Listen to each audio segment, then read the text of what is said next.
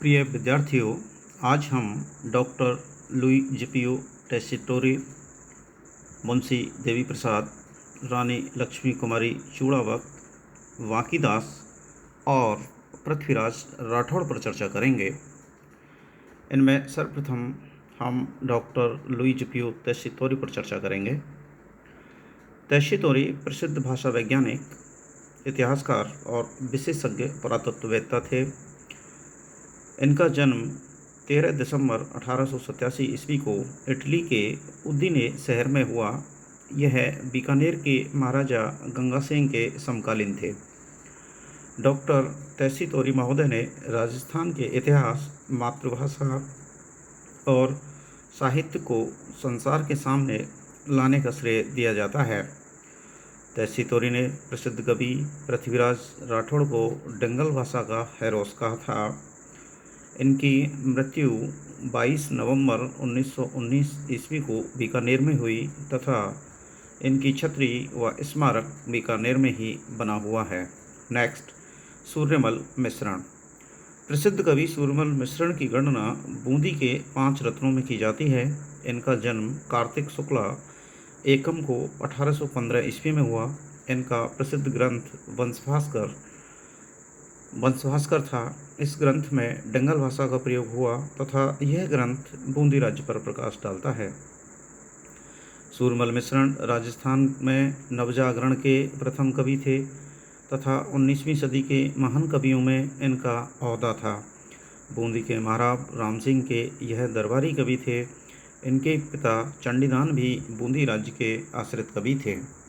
सूरमल मिश्रण ने वीर सतसई, सती रासो, धातु रूपावली, राम रंजाट, वलवद विलास आदि ग्रंथों की रचना की थी।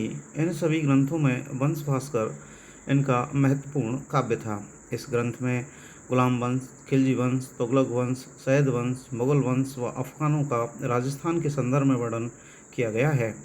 इस ग्रंथ में खानवा के युद्ध 1527 ईस्वी का वर्णन तथा राणा प्रताप व रामचंद्र सेन का प्रशंसात्मक वर्णन भी किया गया है।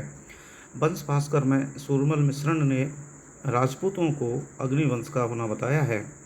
सूरमल मिश्रण ने 1857 ईस्वी में प्रथम स्वाधीनता संग्राम में राजाओं व राजपुरुषों को अनेक पत्र भेजे। ये चाहते थे कि सभी राजपूत राज्य एक होकर अंग्रेजों को राजपूताना की भूमि से व भारत से खदेड़ दें। सूरमल मिश्रण की मृत्यु 1868 ईस्वी के पश्चात इनके दत्तक पुत्र मुरारदी खान ने वंशभास्कर को पूर्ण किया। नेक्स्ट, पृथ्वीराज राठौड़। पृथ्वीराज राठौड़, जिन्हें साहित्य जगत में पाथल के नाम से जाना जाता है, ये बीकानेर नरेश राव कल्याणमल के बेटे तथा बीकानेर के प्रसिद्ध महाराजा रायसिंह के बड़े भाई थे।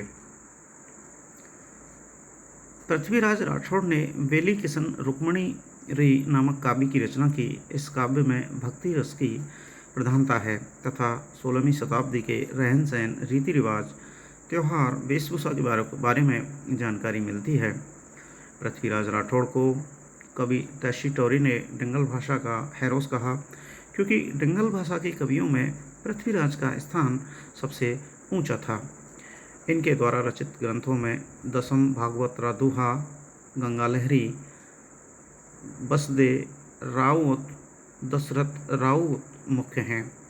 कवि दुर्सावड़ा ने बेली किशन रुक्मणी ग्रंथ को 5वां वेद तथा 19वें पुराण की संज्ञा दी थी। पृथ्वीराज मुगल सम्राट अकबर के कृपा पात्र व सम्मानित कवियों में गिने जाते हैं। अकबर ने पृथ्वीराज राठौड़ को गागरोन का दुर्ग जागीर के रूप में प्रदान किया था। नेक्स्ट, मुंशी देवी प्रसाद। मुंशी, इन्हें आधुनिक इतिहास के नायक, मारवाड़ राज्य के कानून निर्माता के रूप में जाना जाता है। इनका जन्म जयपुर जिले में माघ शुक्ल 14 को विक्रम संवत 1904 ईस्वी में हुआ।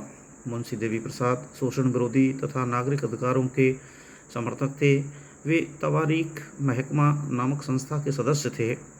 यह संस्था मारवाड़ राज्य के इतिहास लेखन हेतु संस्था थी। इन्होंने स्वामी दयानंद सरस्वती के विचारों से प्रभावित होकर अपना लेखन कार्य हिंदी में किया। मुंशी देवी प्रसाद ने सामाजिक इतिहास लेखन की नींव रखी। इन्होंने राजा भारमल, कवि रत्नमाला, ऐतिहासिक चरित्रमाला, प्रत्यार वंश प्रकाश, राज रसना अमृत, महिला मृदुवाणी, मारवाड़ का भूगोल तथा कृष्णा कुमारी बाई नामक ग्रंथों की रचना की। वाकीदास बांकीदास की गणना टिंगल भाषा के श्रेष्ठ कवियों में की जाती है। इनका जन्म 1781 ईस्वी को जोधपुर के बढ़िया वाह नामक गांव में हुआ। ये मारवाड़ में आसिया शाखा से संबंधित थे। जोधपुर महाराजा मानसिंह ने इनकी विद्वता से प्रभावित होकर इन्हें लाख पसाव का पद प्रदान किया तथा इन्हें भाषा गुरु के पद पर नियुक्त किया। इनके द्वारा सूर छत्तीसी, कृष्ण दर्पण, कुकवी बत्तीसी, विदुर बत्तीसी, कायर ब्वामनी, आयो अंग्रेज मुल्क रे ऊपर, बांकीदास रेख्यात आदि प्रमुख ग्रंथों की रचना की गई। बांकीदास ने राजस्थानी शासकों द्वारा अंग्रेजों से की गई संधियों का विरोध किया। इनकी मृत्यु 1833 ईस्वी को हुई। प्रिय विद्यार्थियों, अभी हमने कुछ चुनिंदा राजस्थान के साहित्यकार, इतिहासकार, कवियों और लेखकों के बारे में अध्ययन किया है। कल हम विस्तार पूर्वक इन सभी पर पुनः चर्चा करेंगे। धन्यवाद।